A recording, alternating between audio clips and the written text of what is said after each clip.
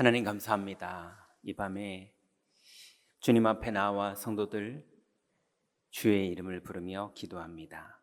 하나님 이 밤에 우리를 온전케 하시고 치유하여 주시사 그리스도를 사랑하는 그 사랑이 우리 안의 모든 두려움을 이기는 치유의 밤이 되게 하여 주옵소서. 예수 그리스도의 이름으로 기도드렸습니다. 아멘. 하나님 말씀은 누가복음 10장 1절부터 3절입니다. 누가복음 10장 1절부터 3절 말씀을 같이 읽습니다. 그 후에 주께서 따로 70인을 세우사 친히 가시려는 각 동네와 각 지역으로 둘씩 앞서 보내시며 이르시되 추수할 것은 많되 일꾼이 적으니 그러므로 추수하는 주인에게 청하여 추수할 일꾼들을 보내주소서 하라. 갈지어다 내가 너희를 보냄이 어린 양을 이리 가운데로 보냄과 같도다. 아멘.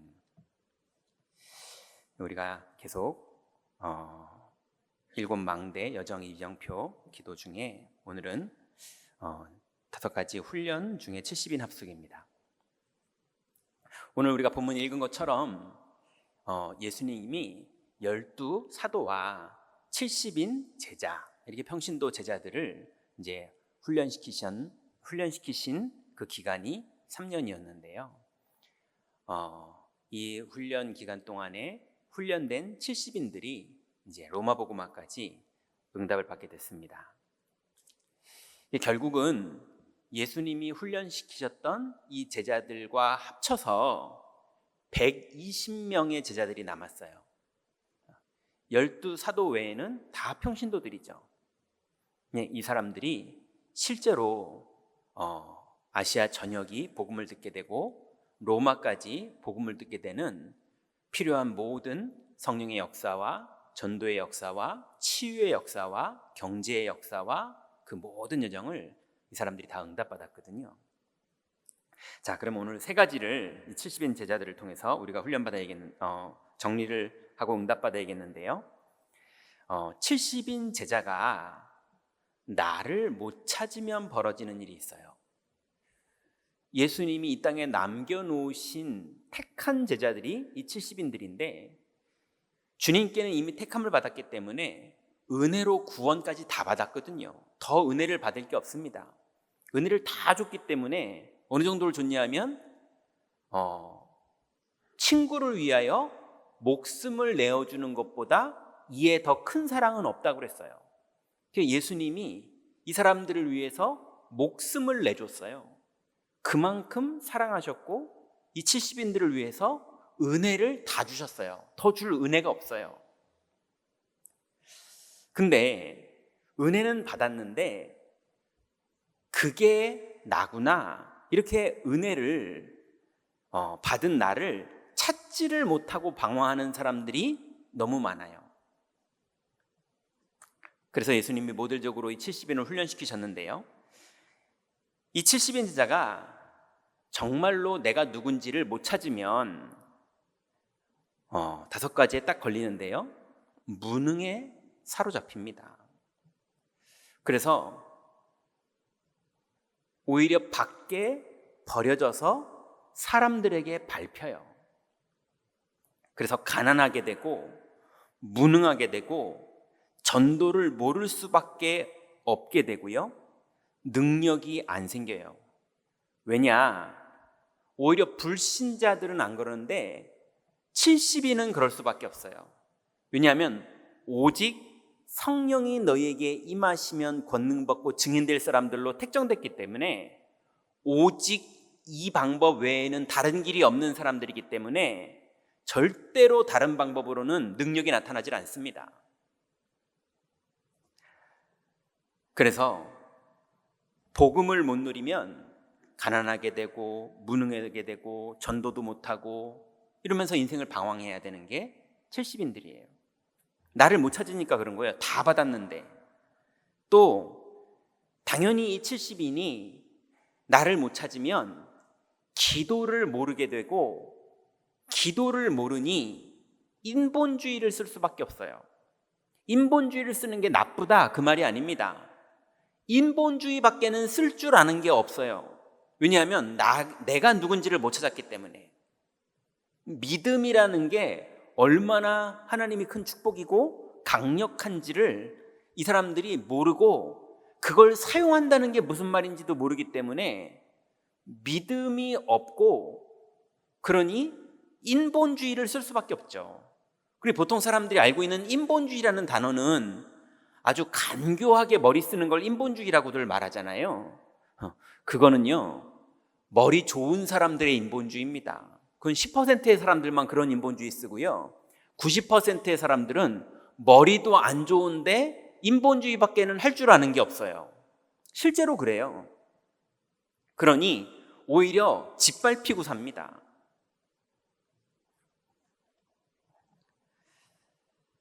또 70인 제자가 자기의 정체성을 찾지를 못하면 반드시 파벌을 만들어요.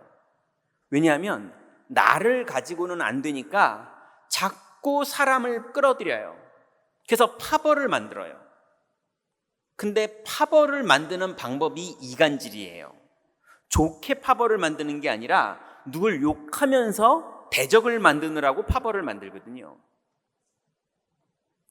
그러니 기도를 모르면 세상 나가서도, 직장 안에서도 파벌을 만들고, 정치권에서도 파벌을 만들고, 정치인들은 민족주의를 파벌로 만들고, 끊임없이 파벌 만들고요, 나중에는 그냥 야구하면 재미가 없어서 파벌을 만들어서 붙이고요, 그냥 축구하면 재미없어서 파벌을 만들어야 축구가 재밌어지고요, 자꾸 파벌을 만들어요.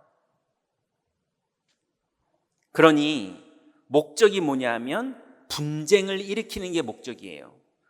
우리가 스포츠맨십 이래놓고 자꾸 분쟁을 일으켜요. 국가별로 싸우고 지역별로 싸우고. 그게 나쁘다 그게 아니고요, 지역별로 진짜 멋있게 싸우면 얼마나 재밌어요. 근데 그게 아니고요, 왼수가 돼버린다니까요. 평생을 분쟁해요. 어느 정도로 분쟁하느냐, 집에 와서 부부가 분쟁하고요, 옆집 사람이랑 안 싸우는데 집에서 싸워요. 절이랑은 안 싸우는데 교회 안에서 성도들끼리 싸워요. 온통 다른 당이랑 안 싸우고요, 자기네 당 안에서 싸우고요, 온통 그래요. 그래서 무능하고 인본주의를 쓰고 파벌을 만들고 끝내는 그래서 분쟁하고, 그래서 분쟁을 일으켜서 파벌을 만드는 사람들이 잘 먹고 잘 살아요. 나머지는 다 거기에 끌려가서 망하는 거예요. 그래서 교회는 어떻게 되느냐, 죽은 교회가 돼요. 흑암도 꺾을 줄 모르는 교회, 성령도 역사하지 않는 교회.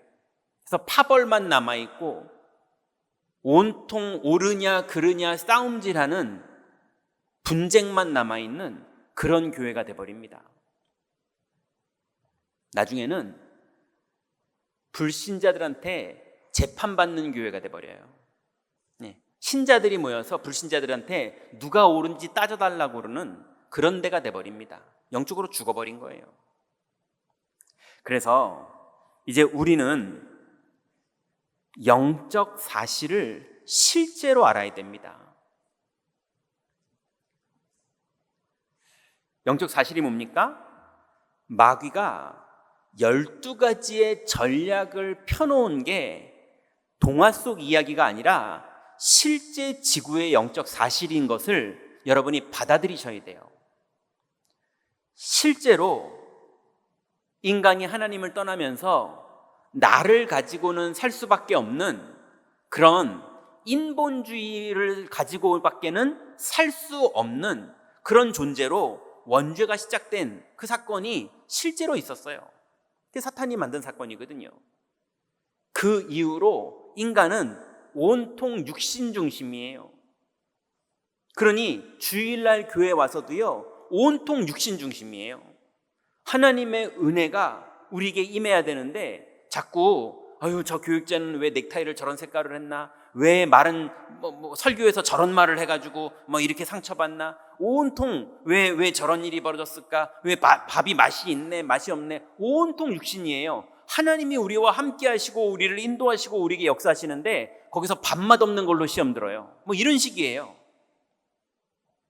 온통 나를 가지고 사는 거고, 온통 육신 중심이고, 온통 성공 중심으로 살 수밖에 없도록 그렇게 사람들이 세팅돼 버렸어요. 그러니 그때부터 사람들의 인생은요, 이상하죠? 그런 거는 안 믿으면서 예배 때도 온통 육신 중심으로 보는 사람들이요, 귀신은 무서워해요. 그럼 믿어요. 또 운명 같은 사건 무서워해요. 그래서 점술, 무속, 우상 그런 것도 무서워합니다. 그래서 기독교인들이 하나님의 약속은 안 믿는데, 나도 이번에 좀 아다리가 딱 맞아가지고 운 좋게 뭐가 좀 됐으면 좋겠다, 이런 거 상상하고 그래요. 하나님의 주권, 하나님의 계획, 참새 한 마리도 하나님이 허락하신 거대로 움직여진다는 걸 안 믿어요. 나도 이번에 좀 운 좋게 잘 됐으면 좋겠다, 뭐 이런 식이에요. 그러니 평생을 영적 문제에 묶여 살고, 정신 문제에 묶여 살고, 육신 문제에 묶여 살고, 내세 문제, 후대 문제, 마음 문제, 정신 문제, 여기에 평생을 묶여가지고 정신 문제로 고통받다가 육신 문제로 고통받다가 후손 문제로 고통받다가 평생을 그렇게 고통받다가 시간 다 지나가는 거예요. 이게 마귀가 우리를 인생의 연수를 하나님이 정했기 때문에, 그게 120년이 됐던 80년이 됐던 60년이 됐던, 마귀는 목숨 걸고 그 기간 동안 우리를 속이고 있다가 지옥 보내야 되거든요. 그리고 신자들은 어차피 구원은 받았으니까 평생을 복음을 누리지 못하고 속다가, 구원은 받았지만 속다가 천국 가야 되거든요. 그거 만드느라고 마귀가 끊임없이 뺑뺑이 돌립니다. 그래서 이게 영적 사실이에요. 그렇기 때문에 주님께서 이제 네 주장 가지고 사는, 인본주의로 살고 네 주장대로 살고 네 두려움대로 사는, 너를 가지고 사는 그 영적 고아 상태에서 빠져나와서 새로운 피조물이 되라. 이전 것은 지나갔으니 보라 새 것이 되었도다. 어떤 새 것이 되었습니까? 이제 내가 사는 것이 아니요, 내 안에 그리스도께서 사시는 것이라. 내가 육체 가운데 사는 것은 나를 사랑하사 자기 몸을 버리신 하나님의 아들을 믿는 믿음 안에서 사는 것이라. 그래서 드디어 내 주장 가지고 사는 게 아니라 그리스도를 믿는 믿음으로 사는 거예요. 이게 실제로 믿어지면 그때부터 위드의 역사가 시작됩니다. 하나님이 나와 함께 하시는 게 믿어지는데 파워풀해요. 그게 믿음의 축복입니다. 뭘 달라고 기도하는 게 아니라 주님이 나와 함께 하는 게 믿어지기만 하는데, 주님은 이 모든 것을 너희에게 더하시리라. 무엇을 먹을까 마실까 입을까 염려하지 마라. 그건 이방인들이 구하는 것이요, 아버지께서는 이런 것들이 너희에게 있어야 할 줄을 다 아시느니라. 위드. 근데 위드만 돼도 엄청난데요, 위드보다 더 강력한 축복이 임마누엘이에요. 나와 함께 하시는 하나님 정도가 아니라, 하나님은 저 사람과도 함께 하시는데, 하나님은 저 못된 사람과도 함께 하시고 저 사람을 향한 계획도 있으신데, 이거를 믿는 사람의 그릇은 완전 다릅니다. 하나님이 쓰시는 게 다르고 하나님이 이 사람의 그릇을 채우시는 게 달라요.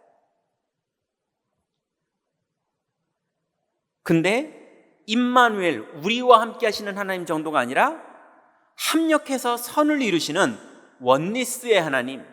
그래서 문제 가운데도 하나님의 축복이 있고, 사건 가운데도 하나님의 축복이 있고, 장애가 있어도 하나님의 축복이 있고, 실패가 있어도 하나님의 축복이 있다는 사실이, 그래서 하나님이 나를 사랑한다는 사실이 믿어지는 사람은 원리스의 축복이 누려집니다. 그러면 드디어 내가 사는 게 아니라 내 안에 그리스도로 사는 삶이 시작돼요. 누가 나를 공격해도 그리스도로 살아요. 내가 그 사람하고 싸워서 이겨서 사는 게 아니라 그리스도로 살아요. 드디어 내 주장이 아닌 그리스도로 사는 삶이 시작되면요, 그때부터 위드, 임마누엘, 원니스가 실제로 믿어지기 시작하고요, 이게 머리로 지식으로 아는 게 아니라 여러분 안에서 실제로 믿어지는 축복이 누려지면 그때부터 여러분의 인생은 오직이 됩니다. 드디어 그때 오직에 이르러요. 말로야 쉽죠. 오직. 그 오직 뭐 너무 많이 말했잖아요. 근데 그게 되는 거랑 그냥 말만 하는 거랑은 완전 다릅니다. 여러분 오늘 밤에 기도하시다가 오직이 된 상태로 나가시기 바랍니다. 그거 하려고 기도하는 거예요. 그러면 드디어 여러분이 집에 가면 집에서 유일한 사람이 돼요. 여러분이 직장 가면 직장에서 유일한 사람이 돼요. 여러분이 고민하면 그 고민이 유일한 사람이 하는 고민이 돼요. 그 길을 주님이 인도하십니다. 그러면 유일한 사람이 가는 곳마다 재창조의 역사가 일어나요. 하나님이 우리를 통해서 이루실 하나님의 계획이 그 현장에 진행돼요. 재앙이 임하던 현장에 하나님의 계획이 시작돼요. 멸망하던 인생이 하나님의 계획 있는 인생으로 바뀌어요. 이게 우리의 영적 사실입니다. 자, 그러면 이런 영적 사실이 실제로 받아들여지는 70인은 이제 여정을 가면 돼요. 위드 임마누엘 원니스, 이걸 가진 사람의 여정, 내가 사는 게 아니라 내 안에 그리스도가 사는 것이 믿어지는 사람의 여정이 있습니다. 그 여정은 세 가지를 가면 되는데요, 첫 번째가 나와의 싸움을 싸우는 겁니다. 왜냐하면 구원 받아놓고 자꾸 나를 가지고 살려고 그러거든요. 아니 핸드폰 있는데 그냥 부산에 전화 걸면 되는데 자꾸 뛰어가고 싶어요. 며칠 밤을 뛰어야지 부산까지 갑니까? 근데도 자꾸 뛰고 싶어요. 전화 걸면 되는데. 전화기 있으면 전화 걸면 돼요. 자꾸 뭔가 땀 흘려서 뛰어가려고 그러면 그래도 되지만 그럴 필요가 없잖아요. 나를 가지고 사는 게 아니라 내 안에 그리스도로 살면 되는데 자꾸 나를 가지고 살려고 그래요. 그래서 나와의 싸움이 필요한 겁니다. 그래서 누가복음 9장 23절에 보니까 예수님께서 이렇게 말씀하십니다. 또 무리에게 이르시되 아무든지 나를 따라오려거든 자기를 부인하고 날마다 제 십자가를 지고 나를 쫓을 것이니라. 누구든지 제 목숨을 구원코자 하면 잃을 것이요 누구든지 나를 위하여 제 목숨을 잃으면 구원하리라. 그러니 자꾸 내가 살아남으려고 그러고 내가 어떻게든 해보려고 그러고 내가 잘 되려고 그러고, 당연히 그래야죠. 사람이 자세가. 그럼 죽으려고 그러면 되겠습니까? 막 포기하면 되겠습니까? 그걸 말하는 게 아니라 내 안에 그리스도가 계시다니까요. 그리스도를 누리면 돼요. 아무것도 하지 말라 이 말이 아니지 않습니까? 그래서 예수님께서 누구든지 나를 따라오려거든 자기를 부인하고 날마다 제 십자가, 여러분의 십자가가 뭡니까? 여러분의 직장, 여러분의 가정, 여러분의 지금 벌어진 여러분의 현장의 일들, 그게 여러분의 십자가지 않습니까? 그 십자가를 어떻게 해야 되느냐? 자기를 부인하고 내가 사는 것이 아니라 내 안에 그리스도로 사는 그 축복 속으로 다 들어가시기 바랍니다. 그래서 에베소서 4장 22절부터 24절에 보니까 너희는 유혹의 욕심을 따라 썩어져가는 구습을 쫓는 옛사람을 벗어버리고 구원받기 전에 나 중심으로 살던 인생, 육신 중심, 성공 중심, 인본주의, 패당 이런 걸로 살던 인생에서 이제는 빠져나와서 옛사람을 벗어버리고 오직 심령으로 새롭게 되어 하나님을 따라 의와 진리의 거룩함으로 지음을 받은 새 사람을 입으라. 뭘 하라는 얘기가 아니에요. 이제 구원받은 나의 정체성, 70인의 정체성을 회복하라는 겁니다. 다른 말로 믿으라는 거예요. 오늘부터 나와의 싸움을 시작하셔서 오늘 여기에서부터 내가 사는 것이 아니라 내 안에 그리스도가 사는 것. 여러분 오늘부터 교회 걱정하지 마세요. 교회의 머리가 하나님이 그리스도시라는 것, 교회의 주인이 하나님이라는 것을 믿는 믿음을 회복하셔야지 여러분이 교회 걱정하는 게 중요한 게 아닙니다. 네, 우리는 믿는 거예요. 두 번째는 나와의 싸움, 다음의 싸움이 뭐냐면 마귀와의 싸움이에요. 마귀가 끊임없이 나를 가지고 살으라고 합니다. 그리스도로 살면 불안하니까 나를 가지고 살아라. 이게 마귀가 속이는 속임수예요.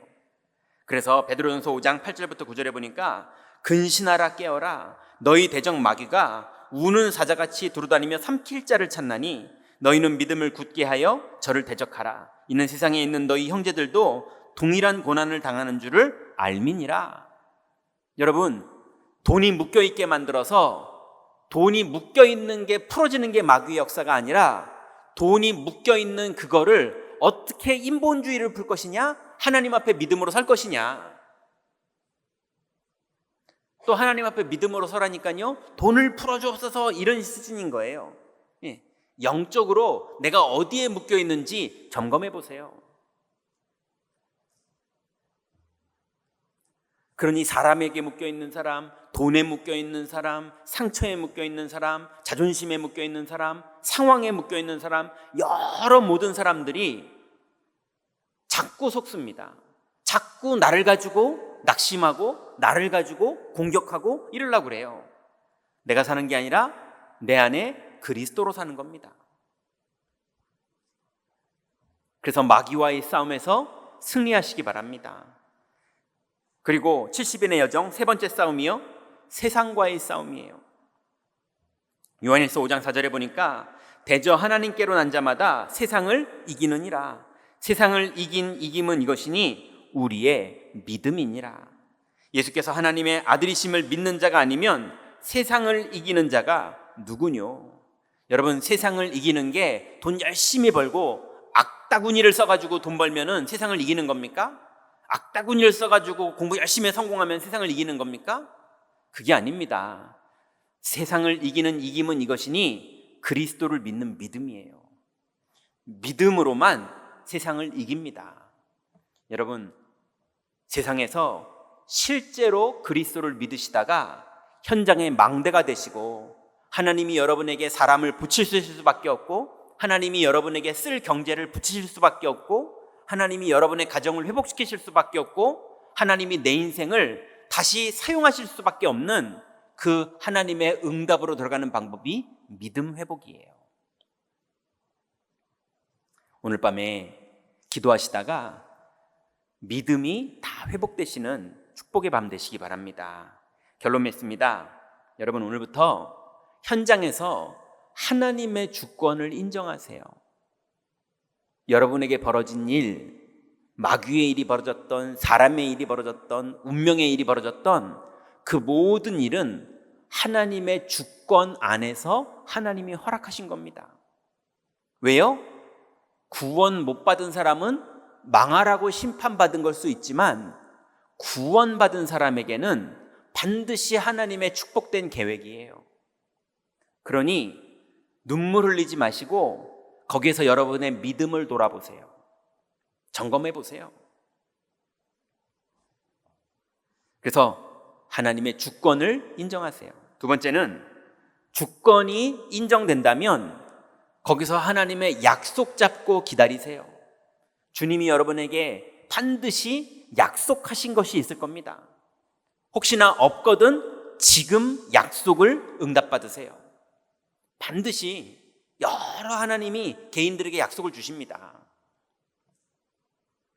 약속 잡았다면 기다리세요. 하나님이 약속을 주셨다면 그거 붙잡고 약속 잡고 기도하면서 기다리세요. 그러면 반드시 하나님 나라가 여러분에게 임합니다. 하나님 나라가 임하면 문이 열려요. 궁극적으로는 전도의 문이 열리는 거지만 치유의 문이 열리기도 하고 회복의 문이 열리기도 하고 하나님이 재창조시키시는 문을 여셔서 우리를 여정을 가게 하십니다. 그래서 예수님은 70인을 이 땅에 회복해서 현장에 망대로 세우기를 원하세요. 그걸 우리는 절대 망대라고 합니다. 현장에 여러분 70인 제자들이 현장에서 이 복음을 누리고 보좌가 여러분에게 응답할 수밖에 없고 갈급한 영혼이 여러분을 찾아올 수밖에 없고 흑암 권세는 꺾일 수밖에 없는 하나님의 축복된 망대가 되는 70인 제자의 응답 속으로 다 들어가시기 바랍니다. 기도하겠습니다. 하나님 감사합니다. 우리에게 그리스도의 제자로 불러주시는 은혜를 주셔서 이제 우리가 평생을 원죄 가운데 마귀의 종로로 타며 인본주의와 분쟁과 파벌과 하나님 그래서 아무 힘없는 교회로 살았어야 될 우리들을 이제는 나와의 싸움, 마귀와의 싸움, 세상과의 싸움을 싸울 수 있는 그리스도로 살 수 있는 믿음 주시니 감사를 드립니다. 이제 우리가 붙잡고 있었던 동기들 다 이 밤에 내려놓게 하시고 그리스도를 믿는 믿음의 고백을 할 때에 하나님 나라가 이루어지는 하나님의 응답 속으로 들어가도록 이 밤에 우리를 인도하여 주옵소서. 예수 그리스도의 이름으로 기도드렸습니다. 아멘.